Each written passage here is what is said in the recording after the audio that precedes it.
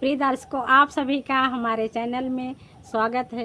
कृपया हमारे चैनल को लाइक, शेयर, सब्सक्राइब अवश्य करें। धन्यवाद। आज आप सबको मैं प्यारा सा चुटकुला गीत सुनाने चल रही हूँ। आप सबको अच्छा लगे तो कमेंट बॉक्स में ज़रूर बताइएगा। धन्यवाद।